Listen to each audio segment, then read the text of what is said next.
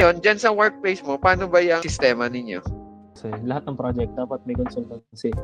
So, for example, si client, hindi pwede dito ang design and build. Hindi pwedeng yung engineer mo sa design is yung engineer mo sa construction. So, ang style dito is mapa-residential, mapa-modification, mapa-warehouse or building or kung ano man.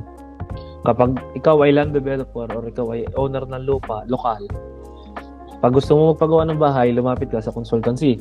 Si consultancy gagawa ng design, siya yung bahala. Kasi dito, hindi naman kagaya sa atin na basta maganda yung structural design, tapos tugma yung architecture sa structural, then yung mga MEP and sanitary and other related services, akma sa plano, okay na. I mean, meron tayong standard, pero hindi ganun kahigpit dito.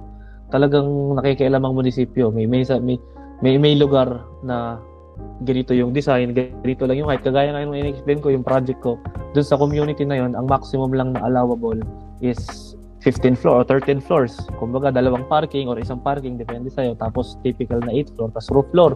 May mga ganon. Tapos, may mga code pa or mayroong mga regulation pa na dapat yung roof floor, 50% lang ng typical area, mga ganon. So, as a consultant, kami yung nagme-make sure na pasado sa authority yung plano.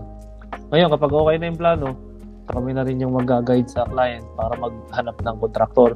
Pero kung may sariling contractor si client, magayon na rin yung bibigyan ng contract. And then yun, after ng design, supervision, bawat slab, kailangan inspeksyonin ng authority. So, rebar inspection. And bago mag-inspection ng authority, kailangan na inspection ng consultant yung slab. So, sa isang construction, lagi may consultant, lagi may contractor. So, okay yung consultant